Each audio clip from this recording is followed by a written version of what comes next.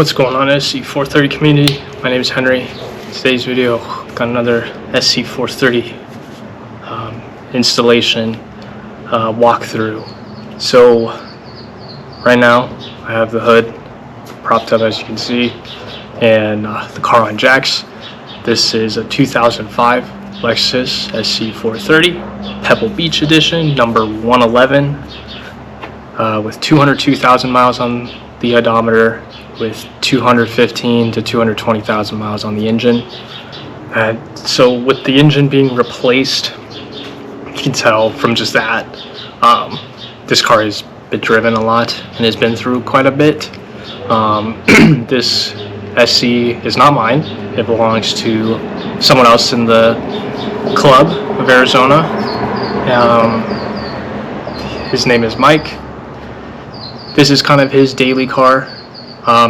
And obviously, you know, it's kind of been through a lot. I'll show you in a second here, but today the issue is the car doesn't stay on, or it dies. The battery dies after a couple days. The battery's brand new, got installed in June of this year, so June 2025, and his car keeps dying on him after a couple days, and then he's had one time where the car just dies on him while he was driving.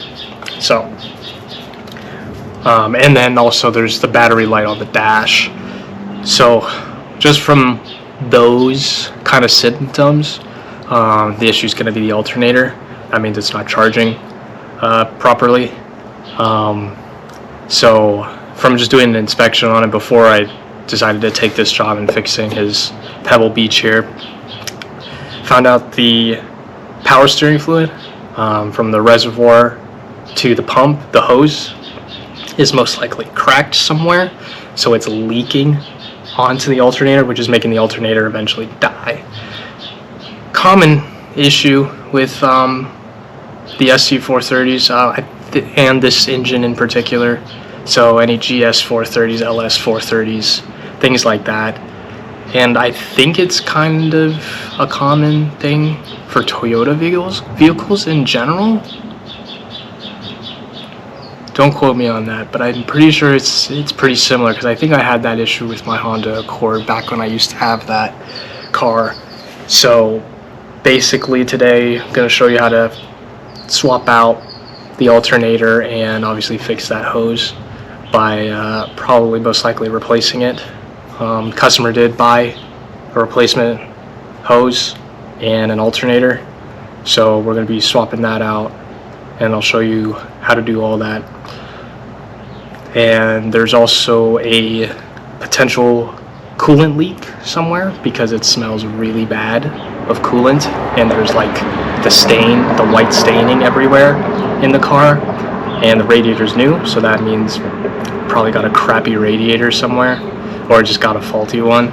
So it's probably cracked somewhere, because they are plastic radiators. So we'll be doing that as well, to check to see if the radiator is having issues. I haven't found the leak yet, but I'm sure we'll find it once we take the radiator out, because I can smell it. It's really, really strong, and it's very similar to my SC430 Cypress behind me, that had coolant issues when I first got my SC. So we're gonna help him out in fixing his SC. Cosmetically, obviously, isn't the best in the world, but I mean, obviously there's so much you can do when it's a daily car, and obviously you don't have a very large budget. So at least today we'll be able to try to diagnose the coolant, definitely swap out the alternator, and then fix the power steering leak. And assuming that it is just only the reservoir to the pump, that thick hose, and not the pressure line hose, because if it's the pressure line hose, then we're kind of screwed, because that one's kind of crappy to do, especially when you don't have a lift, because I just have it on jacks right now. So yeah, I'll show you what we got, what we're working with today, and start taking things apart. So here is the Pebble Beach SC.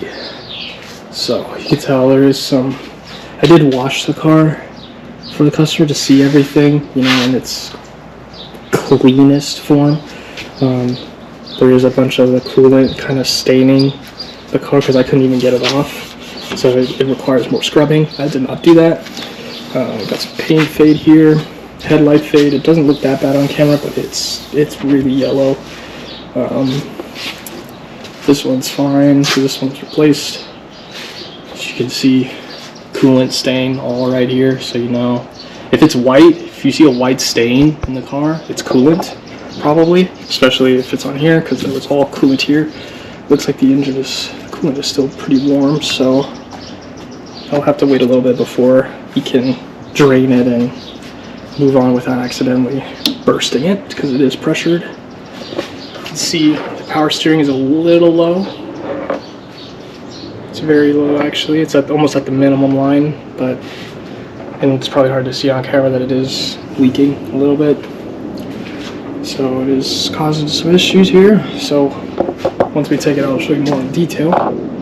But you see I have the hood propped up. The struts are also bad, so those went out.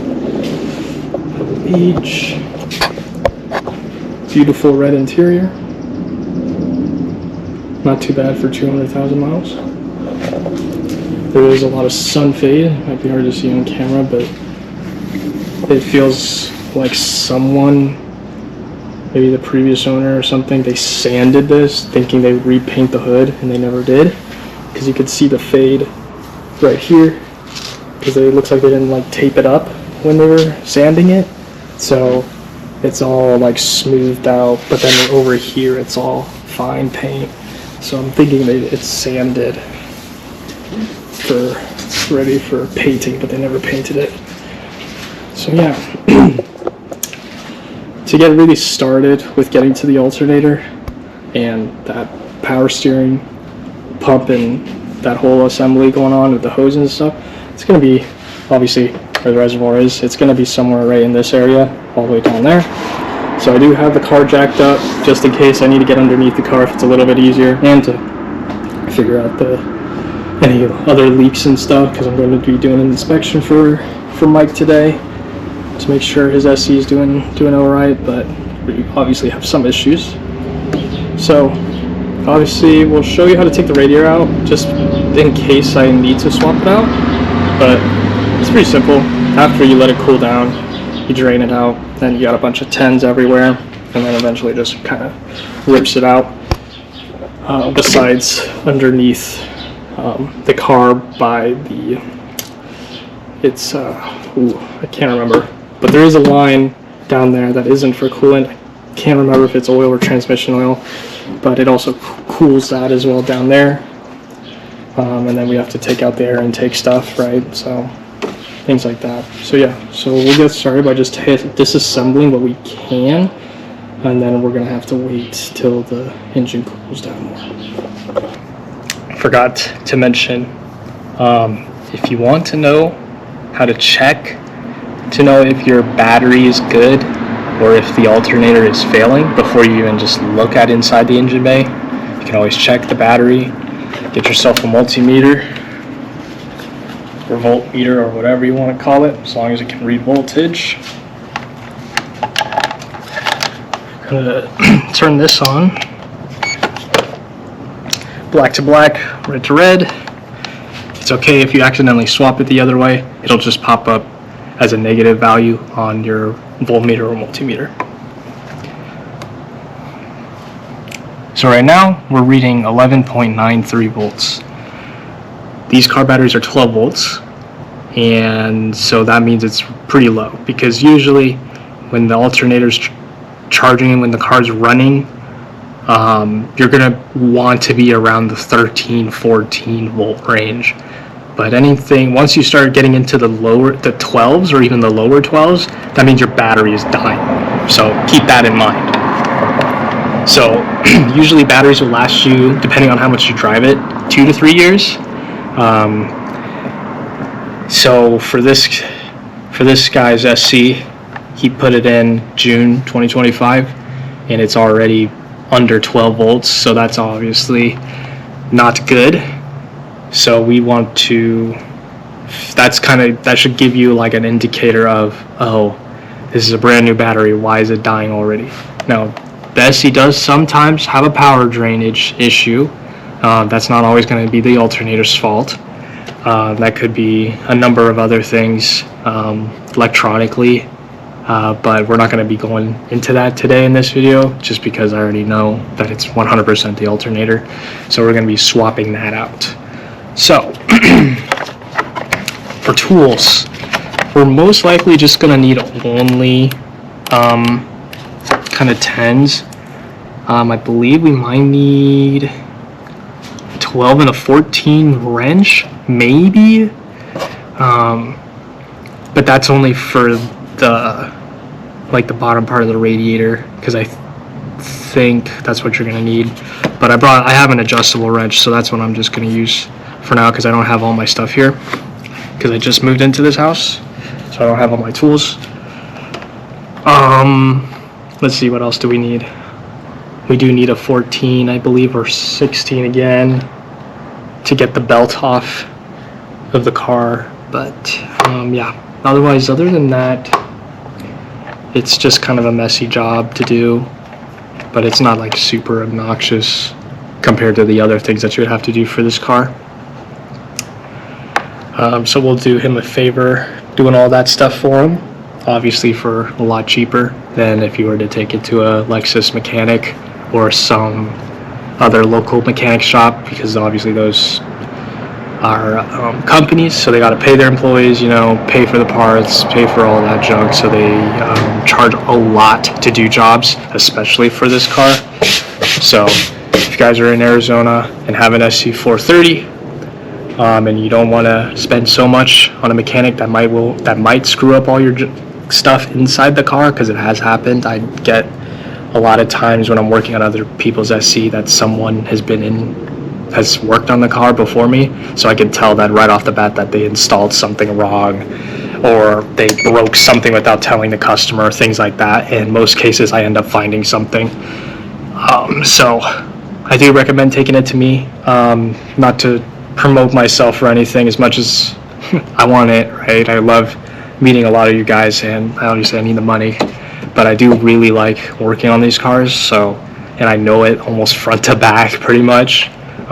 So I definitely recommend taking it to me, just so I could give you a heads up on what's going to happen. I could probably tell you what things could go wrong before it even goes wrong.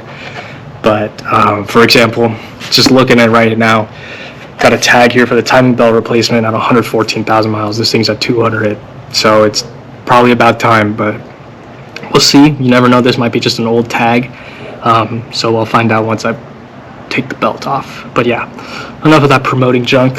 Let's get to fixing this thing. We're gonna get started here with the 10mm socket. I believe that's what we're gonna need. We're gonna start by taking the battery out, because since this battery is pretty much dead, it's dying, we need to get it out, because otherwise the alternator is just gonna keep draining it, and it's not gonna get us anywhere. So we might have to let the customer know to replace the battery again, assuming it's still under warranty, because a lot of places have a 2-year, 3-year warranty on batteries. So you want to make sure if you get a battery for the SC, keep the receipt on it, put it on your phone, on your calendar, or whatever, to give yourself a reminder to swap out the battery before the battery dies. Because if you return it and try to swap it out before the warranty ends, you can get a brand new battery for dirt cheap. So instead of paying almost $200 or even more on a battery, you get another one right before the warranty expires and replace it for what, 30-ish something dollars, because you still have to pay for battery disposal. So keep that in mind. So for now, we're gonna get started by taking this out. I'm gonna start with the negative side, the ground. I'm gonna loosen this a little bit, and it should just come right up. Tuck that to the side, and then we're gonna do this side. Have the cover sitting back here, so move that out of the way. Tuck that somewhere. Then you're gonna need a deep socket, if you haven't gotten a deep socket already, to get the clamp that kind of holds the battery in place. Take that out. Put this to the side where you won't lose it. There's another one back here.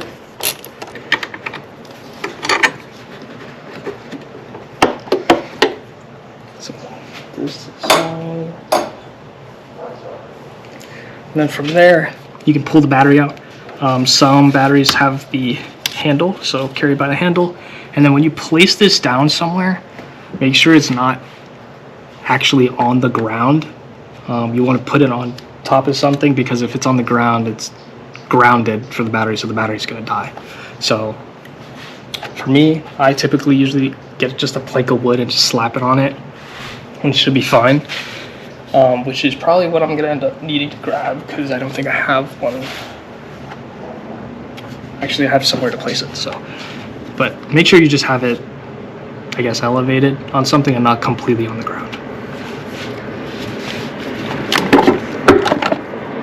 Alright, so now that that is out, it's quite messy in here, which is completely normal. So I'm going to do him a solid and probably take this out and just dump all the leaves and junk that's in here.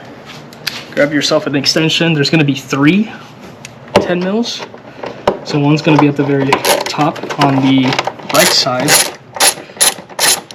centered right side of the kind of battery compartment placeholder thing. And there's going to be 2 at the very bottom.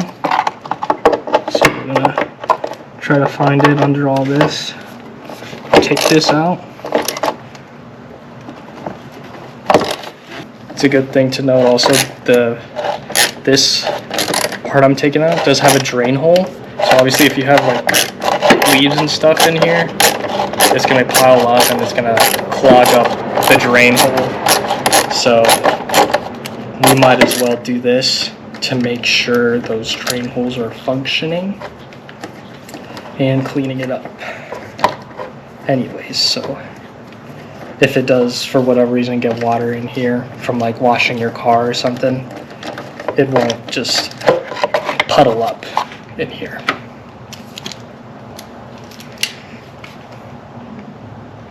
So you can tell from here, I don't know if it'll focus on camera, but the bolt is very rusty, so that tells me that the drain is not draining properly and it's just rusting everything that's underneath it, or that comes in contact with the water. So it's definitely clogged in here.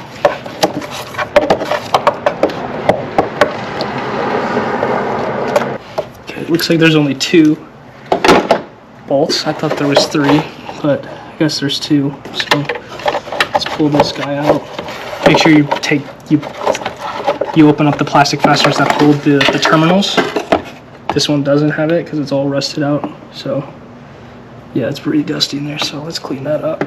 Here is kind of the compartment for the battery. You can see there's the hole to bolt it on.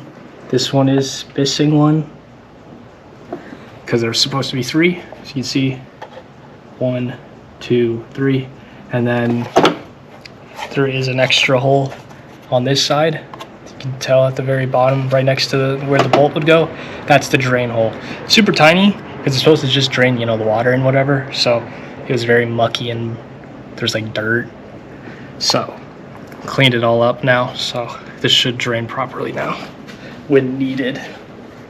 Now that the battery's been disconnected, we can start taking part of the engine out. So gonna be pretty simple as well. Gonna start with the 10 to take this cover out. They're going to be 2 10mm acorn nuts. Let's take those guys out. They shouldn't be very tight because it's just for looks. This is a red one because it is a Pebble Beach edition, so these ones come with it. So, engine bay, at least right here, is pretty dirty because when I did wash it, obviously the cover was still on, so this isn't like the best thing, or I mean this isn't the cleanest thing in the world, but I'll clean it once I'm actually done with the job and make it nice and thorough. But yeah, I'm gonna start by taking this air vent here It's a 110 mil right here, right next to the radiator reservoir.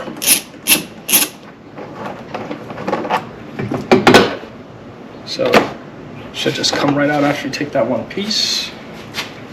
I'm going to leave the bolt in the radiator so I don't forget that it's there, so I don't lose it. Okay, next up, we're going to take out this air intake box here.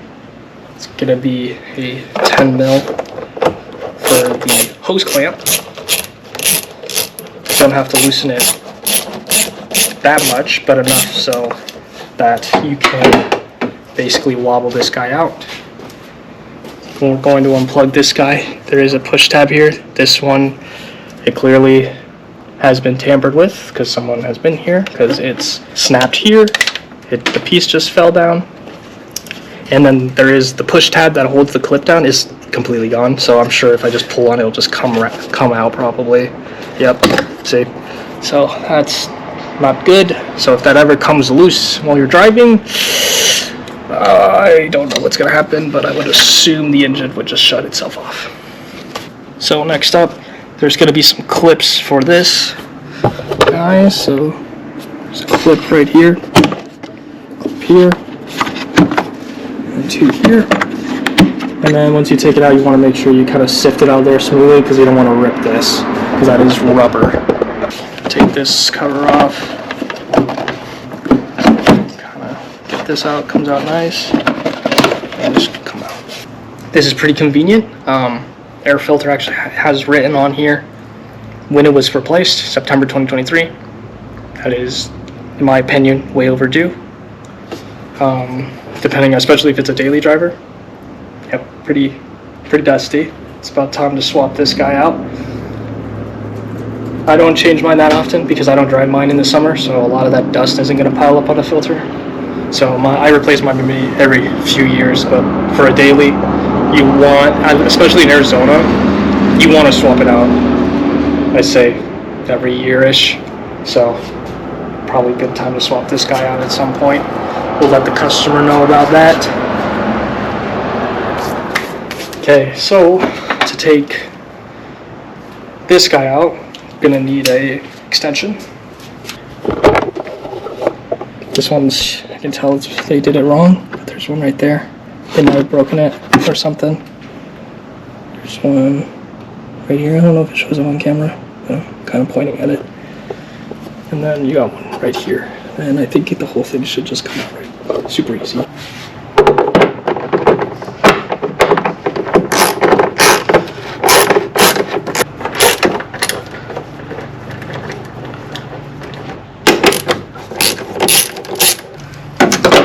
Okay, so this should just come right out. That should be coming out. So we're missing a plastic fastener there. That piece is broken. As you can see, it's supposed to go like right here, but it's broken. So there you go. Pop it in place for a little bit. More clear what's going on. So this is the hose we're going to be replacing. As you can see how black it is. I did wash it, so most of it's probably gone, but it's all mucky, so it is leaking right here. And then it is leaking actually at the reservoir too, because it's really mucky, but then this one is fine. They do have the tendency to break, so this may be difficult to remove because it's like stiff. It's really dry and stiff just from me touching this. And then this one's really stiff too, so it's probably about time for it to be swapped out. And then the alternator is going to be underneath this guy, so we might have to go underneath. Hopefully not, but we will see. So obviously there's a lot of issues when it comes to space, so we're going to keep going. Okay, next step is to take this guy out. Keep in mind that we have the hose right here. There's a hose back here. There's a connector back here. And then we have the hose clamp that's here. And then we also have a 10 millimeter. I believe, oh, right there. Well, it's missing, but you know, it goes there. So that's another red flag. That's whoever puts stuff in here don't know what they're doing, or they're forgetting stuff. We don't do that here, so and make sure everything is there, nothing's missing. So let's take that out. Hypothetically, if the bolt was there, you know, get an extension, take that out. Use the 10 to loosen up here. And then we'll use pliers to take the clamp off the hose that's here. And then to take the hose out, you want to be really, really careful. You can use a pick to kind of like loosen it, but I prefer to twist and pull very slowly until the whole thing comes out because we don't want to break it. Looks like this one's cracked, so that's normal. Plug in, obviously push pin, push down, pull it out. And there's another hose clamp down here, right next to the clamp. Can't really reach it. Just move that out of the way. Again, twist and pull slowly. You can use the vice grip or the pliers to help it twist if you can't twist it by hand, to try to loosen whatever's going on in there that's making it stick. This one's good, so this might be a new one maybe, because I don't know why it's so tight. Usually that one isn't. Take this one out. This one might, I know for sure, is going to be a little bit harder. This one's not big enough. Okay, we're going to take this guy out. I'm going to slowly sift and turn this because it is connected to the throttle body. You can inspect the throttle body while we're at it. Comes out super easy. See, now we have a really clear opening of what's going on up here. You can take a look at the throttle body, do a little inspection. It's very hot still, so I can't really press it in there. But, you know, it's really clean. It's not too bad. Better than mine, to be honest. So that's good. Nothing yucky is getting inside the engine from there, from when it comes to air intake. So coolant is still very hot. So I'm gonna let that sit still for a little bit, and then we can continue. But we'll try to get rid of everything we can. Let's take the reservoir out. It's going to be a 10 mil here, and then 10 mil here. It's going to come out really easy. So there's a hose clamp here. Be careful with that one too, especially if it's hot, like it is right now. Again, twist until it comes out.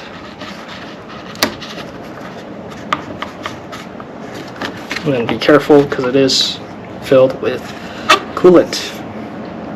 We're going to go underneath the car, take the panel off if you have the undercarriage for this car, and then we're going to do some inspection in there. I'm sure we'll find quite a bit of stuff. So underneath there's going to be a lot of 10 mils for the undercarriage, and I mean a lot. This one specifically has been installed wrong, so it's all janked up.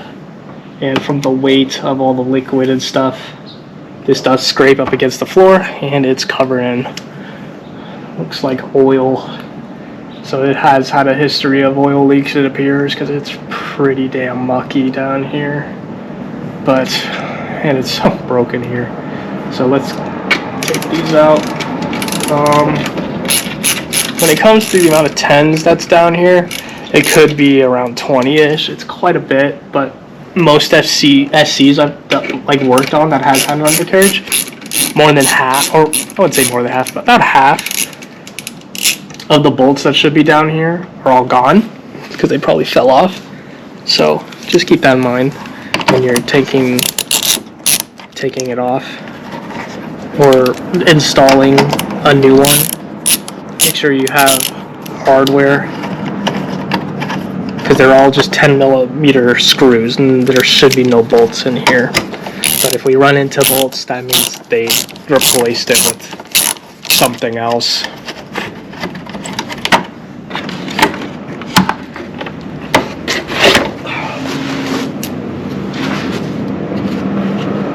Okay, so this is installed wrong here as well, because this isn't supposed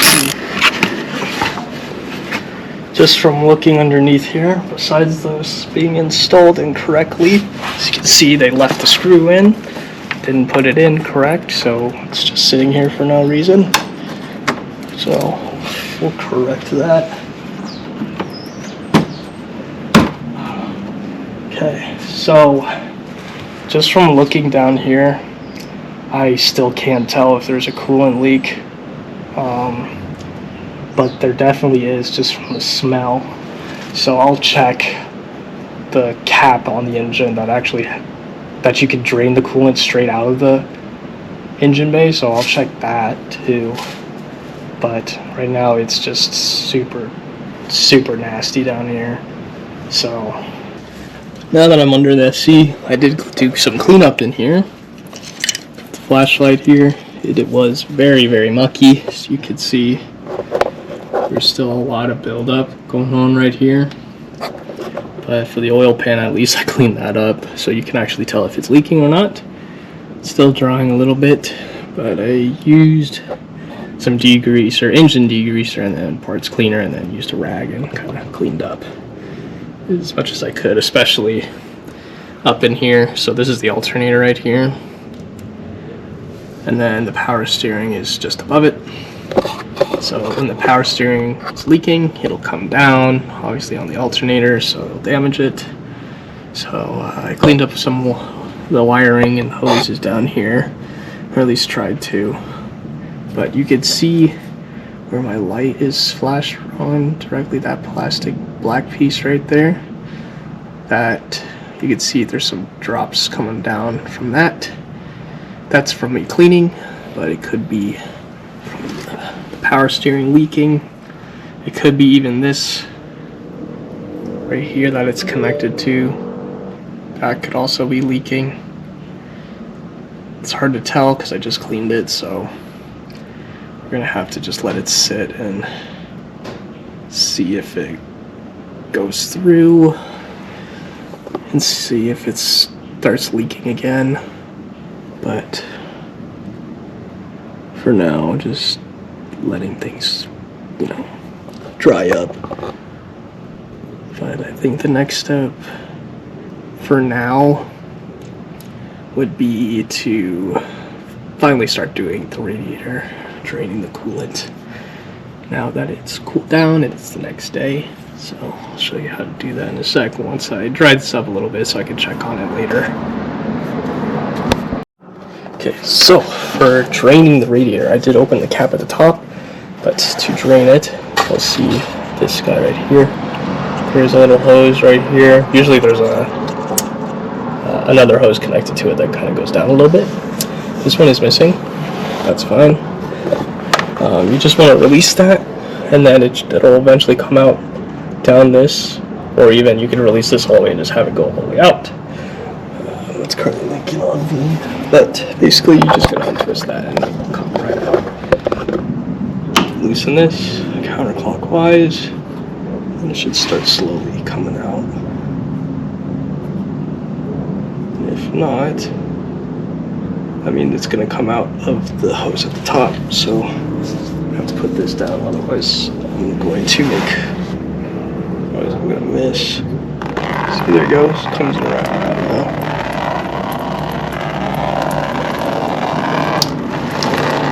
Spraying quite a bit. Come on now. It's coming out a little bit messy this time around. Usually it's not like that, but it could be because it's clogged up or something. But I'm just gonna let that drain for now, and then we'll circle back once this is done draining. Alright, so I've dumped all the coolant from the radiator. Next step would be to do the hoses. I'm gonna put the drain pan down underneath the car again, because when you do take this off and this off at the bottom, it's gonna leak out a little bit more. So I'm gonna do that, and then at the bottom, this hose right here, there's gonna be another one. There's gonna be another one over there somewhere. I think it's this one right here. Those ones we're gonna have to take out. We're gonna use some plugs to plug up the hole, because oil does come out of those. It's kind of like the the way to cool the oil as well. So want to make sure those are plugged in, they're not leaking, so we don't lose oil. And then from there we'd be able to take the fans off. So I'm gonna get started by doing this. So we're just gonna use some vice grips here to release this and move it out the way. And slowly take this off. There is another hose underneath it. You may not be able to see on screen, but it's just for air to get into the fuse box. You kind of just pull it out. There's a lot of junk in this. But you can see there's a hole. There'll be a tab, but they come off so easy. It's not that much of a big deal. It's gonna leak out some more, possibly. Okay, got lucky. This one didn't. You don't have to take the entire hose out. You can just leave it as is, but I'm gonna take it just to make it a little bit easier on myself when I work on his car.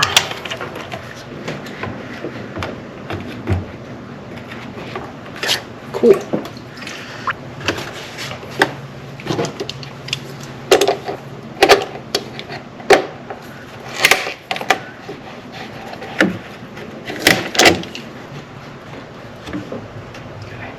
So that's good. I just let it drain for pretty much an entire day, and then I kind of stepped away because I was busy, so I haven't been working on the car for a couple days. So that's probably why there's not a lot coming out, because it's kind of settled down. But for you, it might drip out a little bit. There's this guy right here. Same thing.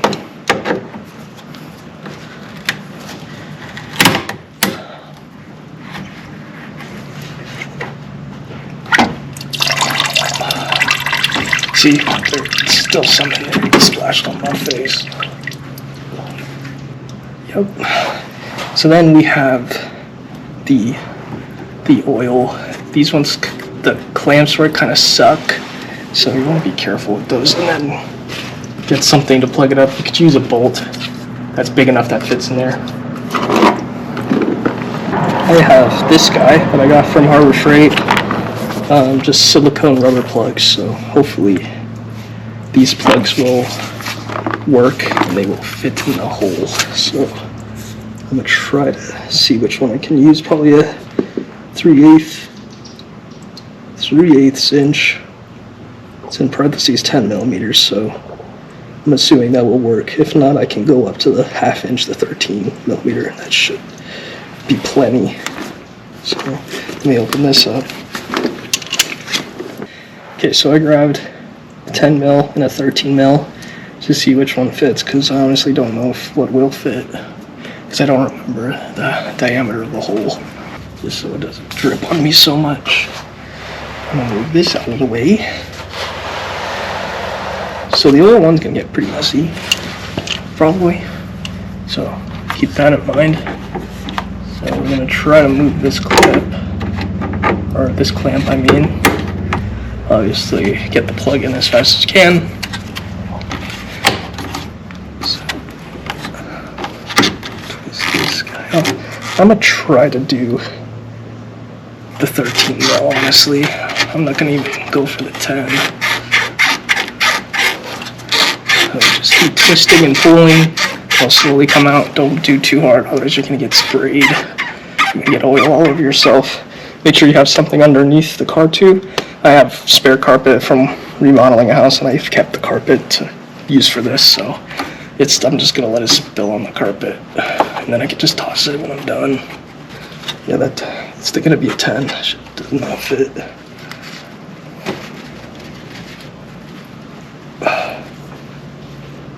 So just like that. Probably cleaner than me. Yeah. Okay, let me show you. Up here. So this is what we took out from there. See, it's leaking from the radiator. And then I used to plug it up. So obviously we're losing some oil in here, but we'll check the dipstick, because this is from the radiator, so it's not that bad. I don't know if I have a plug for that now that I think about it. Maybe I could just plug it up. Let's see. Maybe this green one or teal one. This is a 9 millimeter. Maybe I could just plug it up with this. Well, not way through. oily. Huh, what do you know? Put a plug in it and it's good. So now, it looks like this. Basically, put a condom on it, so now we're good. So now we're gonna do that for this one. This one's angled, so just keep in mind of that. Put the camera over here.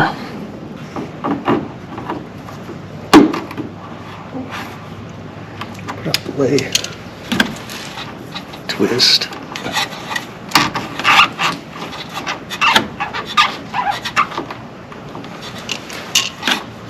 Trying to kill me. Okay, this one didn't actually have anything. Wipe this down. Clean this up. So now, got this plugged, got this plugged. Now we're good. Now we could start working on taking the fan off. So pay attention, there's a bolt here, and a bolt over there, and then there's gonna be some at the top. So there's gonna be one here, and one right here. So we're gonna take that out. Just put 2 plugs right here, 2 on this side. Actually, wait a second. Leave the gray ones. You can leave those. Take the black ones out. And yours will have clips down here that hold the harness down. These are broken, probably from whoever put it in.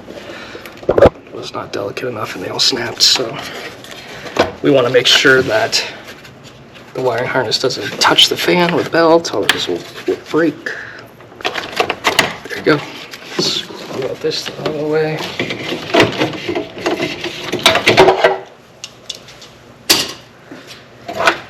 Now we can take the rest off. I'm gonna leave the middle one at the top here because I need to take the 3 at the bottom.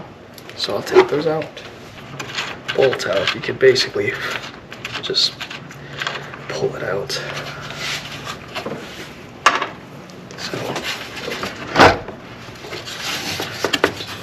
just be careful not to hit anything.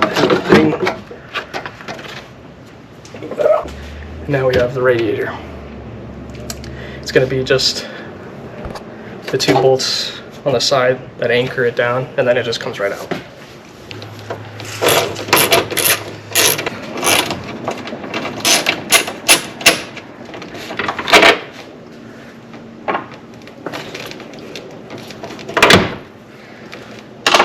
Then just pull it out. Just be careful, it will leak some of the fluid possibly. The square ones, square nuts, you're gonna need those. Don't throw them out or neglect it, because they go into these slots right here. You can see it, and then see this one's missing. That's probably the one that fell out. And now I'm gonna inspect this, but the coils look fine. I just see a lot of the coolant residue. So, and then obviously there's a lot of white, so it must be cracked somewhere or leaking from somewhere, so I'm not too sure.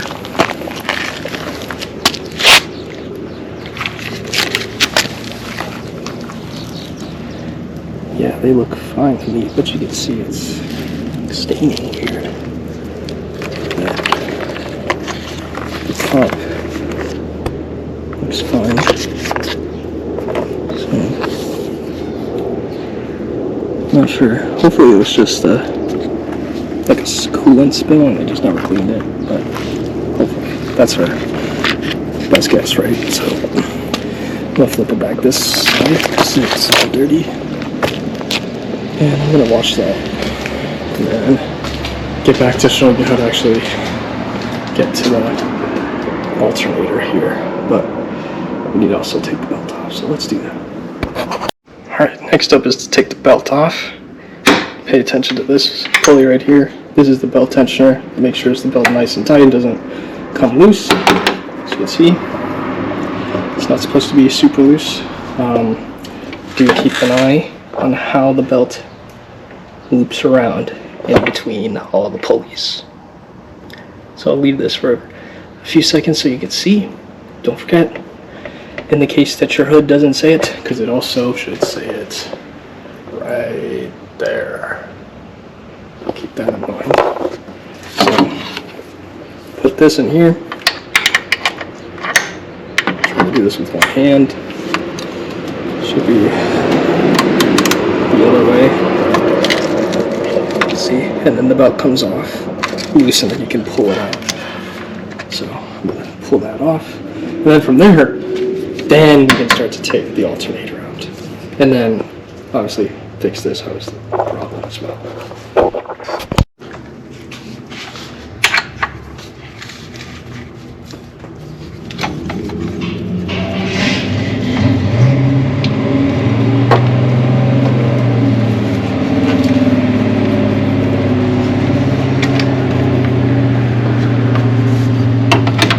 So now that I got the belt off, this is a good time to inspect it to make sure it's still good. So you can just flip it around and just check to see if there's any noticeable cracks or anything. So it looks pretty good to me. So this belt is pretty healthy. It's still got some time on it. So I don't think it should show. Okay, now that I kind of have a light going on here, I'm going to loosen up the bracket that holds the reservoir down just so it's a little bit easier to reach this hose. It's gonna be 10 here, 10 down here, and I think there's one more. I can't remember. Oh, there it is. There's one right there. It might be hard to see. Center camera. Take those out. So, like I said, there's one down here. This deep socket is too big, so I need to switch to a small 10.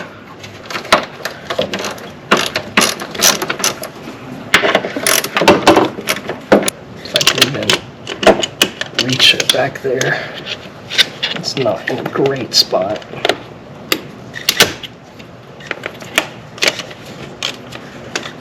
I was able to get the bracket off. To take the bracket off, you see this little guy right here?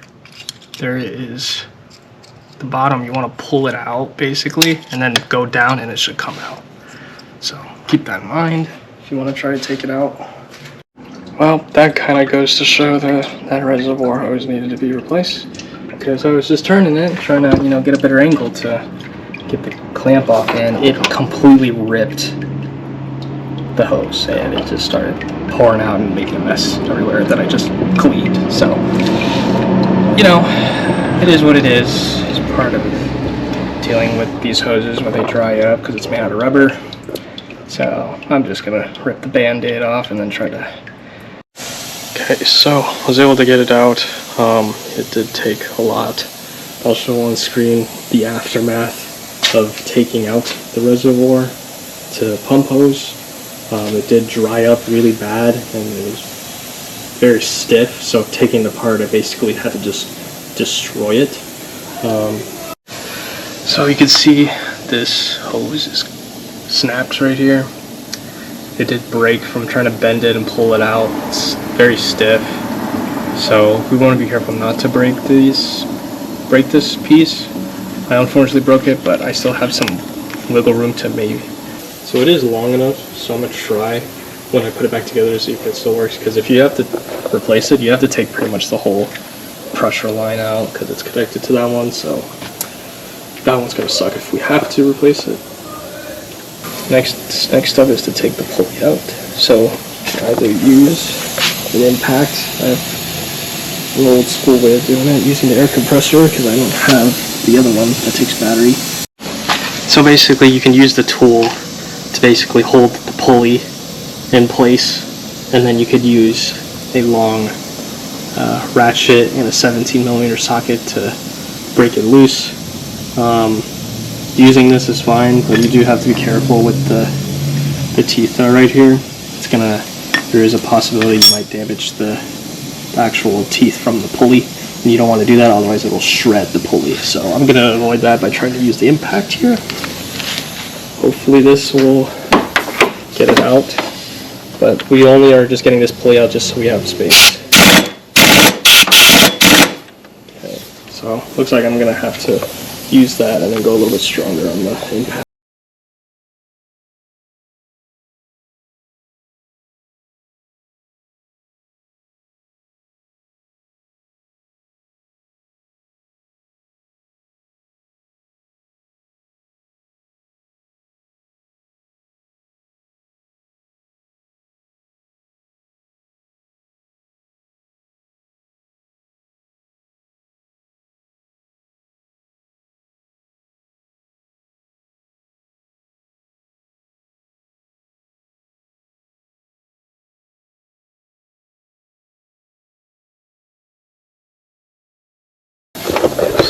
You can see I took it out, and I'm not able to use the impact because sometimes it has pretty weak.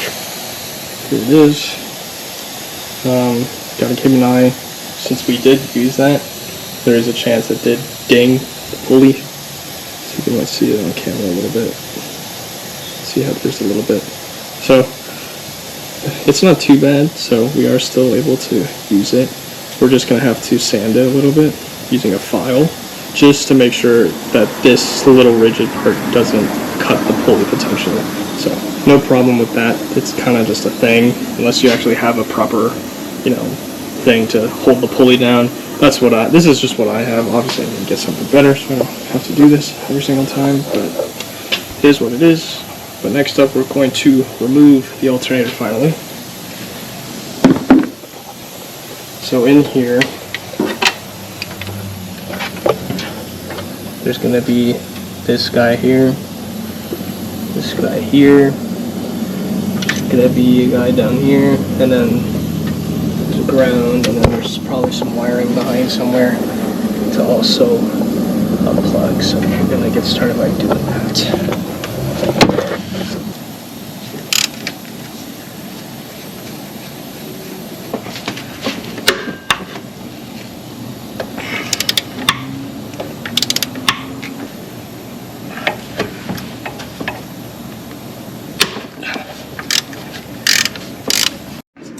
So it looks like once you take 1, 2, 3 out, it looks like it should come out, and I believe there should be a cord somewhere.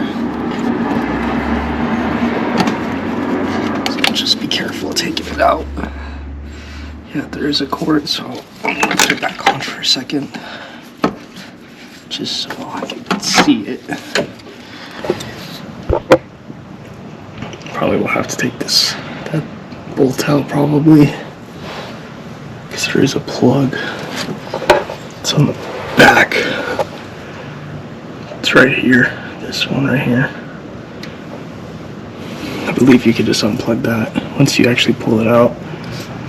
And then there is, hard to see, but it's behind the bolt. There's some right here. I believe that's the ground wire. So I'm gonna have to take that out as well.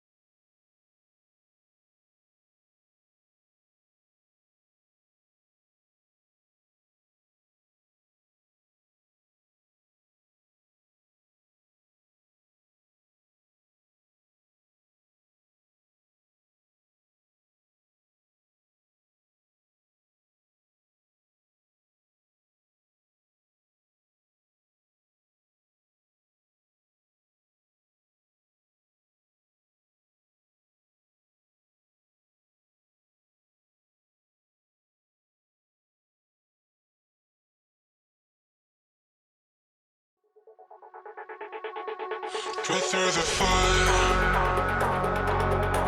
break the fire, yeah. Chasing something true, caught in a bind. Maybe undo.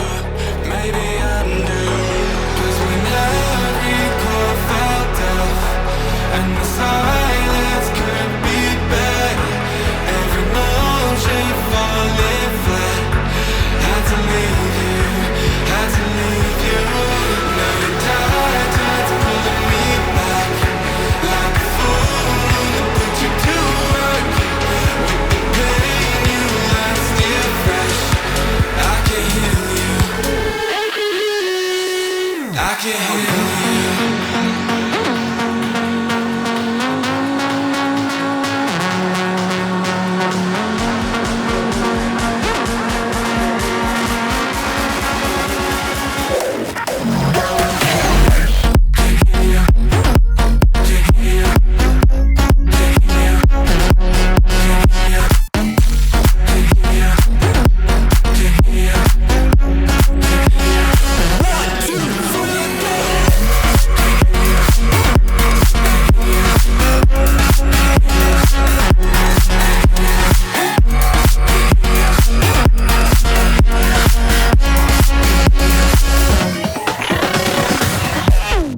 So this is the pulley, right?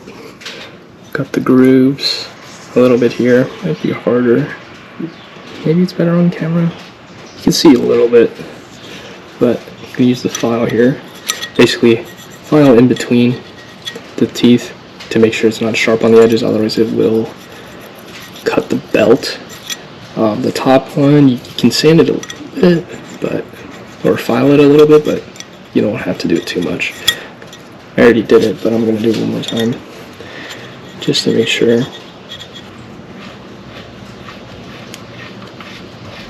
Take this nut off because this is the nut that was on here.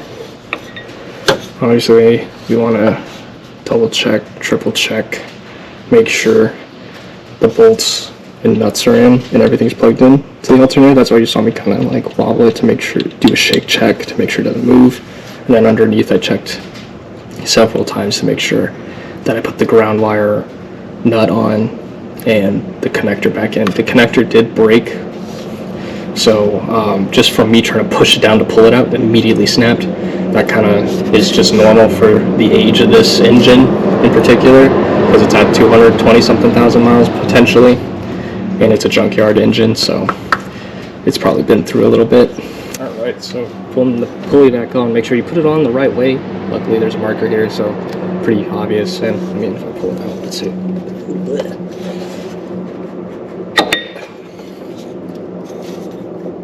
Noticeably different on each side. So make sure you put it the right way. You can tell by when you put it on,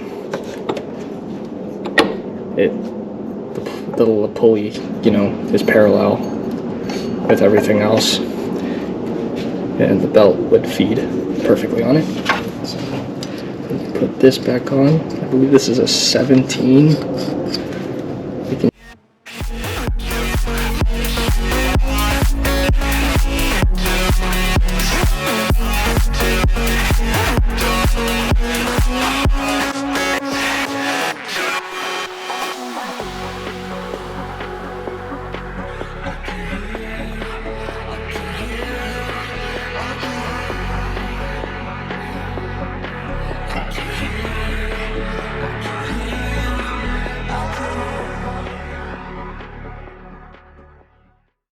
Alright, so now that we have everything back in here, we can put the pulley back on.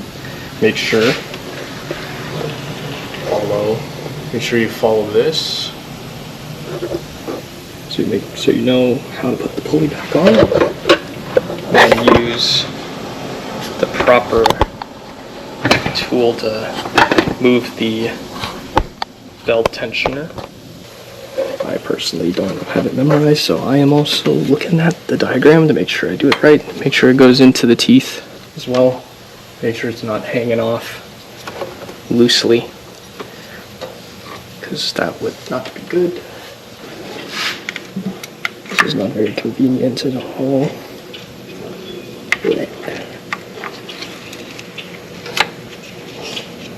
Let's see if that's enough. Nope. There you go. Here, don't forget the alternator. Like that. Make sure everything's lined up before you release the tension. Give it a nice feel. Make sure if it's on the water pump pulley, make sure it's centered because that one doesn't have teeth. And same thing with the belt tensioner itself. Slowly release.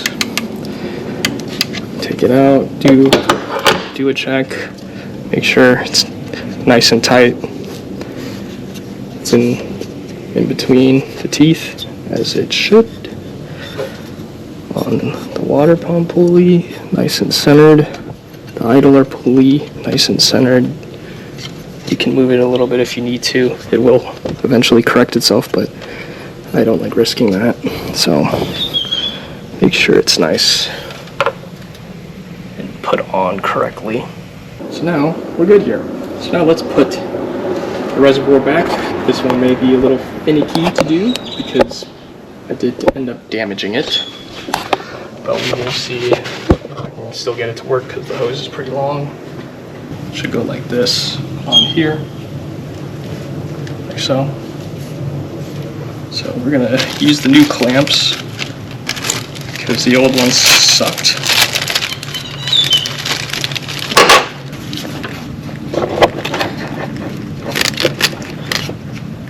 Twist it on as far as you can go. It gets as far as it goes. And then you want to release the clamp here. So basically, we don't want to face it close to it, or maybe we can. Yeah, we can. So you basically just take this out, this red piece out, and it'll tighten itself immediately like that. See? Nice and tight now. Brand new clip. Sometimes it also helps if you want to, if you have an older one, try to bend it to close it more to make sure it's nice and tight.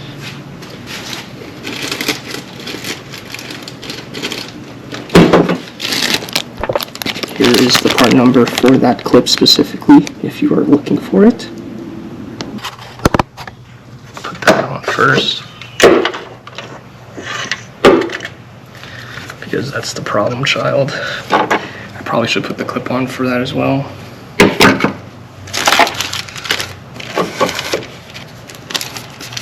Here's the part number for the small clip.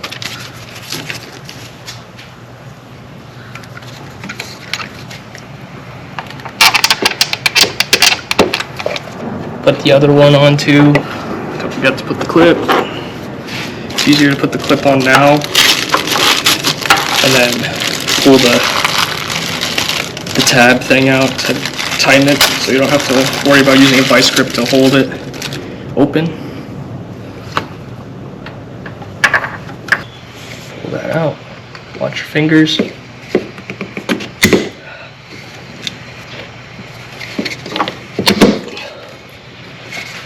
Go. Okay, we're gonna put this back on like I showed you before. Slides over the top pretty easily. And then we'll put the 10 millimeters back. So luckily, with the damaged pressure power steering line, although I did snap like a few inches off of it, I'm still able to get it where I need it to be without like overstretching it. So it'll be fine for now. But if we find out it's leaking more, then we'll have to basically swap out the whole line because it goes from rubber to the pressure line. You can't just replace the rubber piece, you have to replace the whole thing.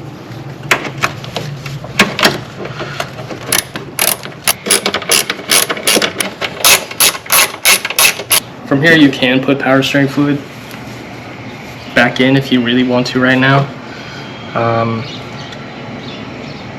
And then we can make sure there's no air bubbles in the power steering. once we finish putting everything together. So I will go ahead and do that now. I did clean the reservoir. You might be able to tell from the camera cuts, but usually it will stain the reservoir pretty bad, but I used degreaser and washed it out really well, and now it's clear for the most part. So the customer did provide his own fluid from O'Reilly's ATF. It does say on the cap what to use specifically. It just says use Dextron type ATF. Usually it's Dextron 3 or better. What does it say on here? Fill with ATF type Dextron 2 or Dextron. So it has to be 2 or better, basically. So we have 3 right here, so this is going to be good enough. I prefer to use the Toyota one from the dealership, but I guess it technically doesn't really matter, but just a thought. So we'll add this for now and make sure it doesn't leak. Yep. So you don't have to fill it up all the way, but I would recommend filling it like over, just because since we did take it out, it did leak some out, so we want to make sure we do a little bit more.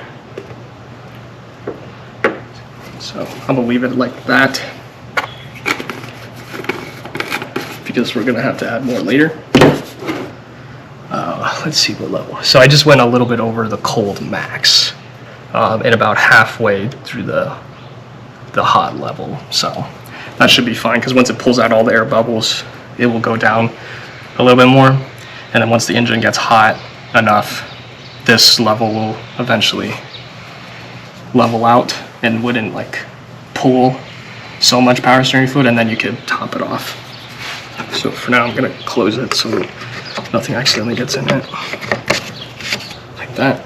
And now we can put back the radiator. So I do have the radiator over there. Keep in mind these rubber pieces, sometimes when you take out the radiator, it comes out. Make sure you keep these and don't throw away the radiator with this on, because they suck to find the right one. So make sure you do that correctly. So basically you just get the radiator and pop it in the holes properly, and then we'll put the brackets on it just to hold it in place while we hook up everything else.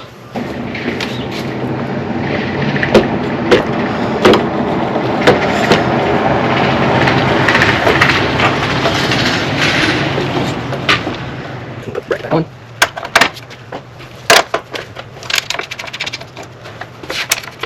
There we go.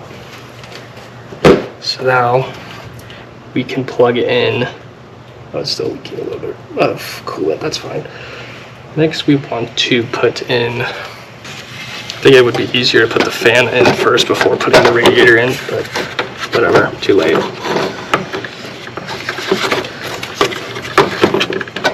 So we're going to start with the top one. Don't make it too tight. It is plastic, so be careful. I'm just going to put that 10 mil just to hold it. Swap out the socket. And swap out 10 mil socket.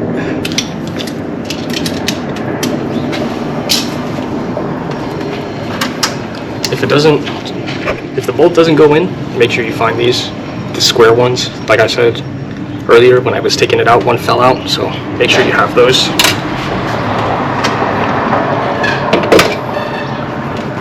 But for now, I'm gonna hand tighten everything, just so everything is in place.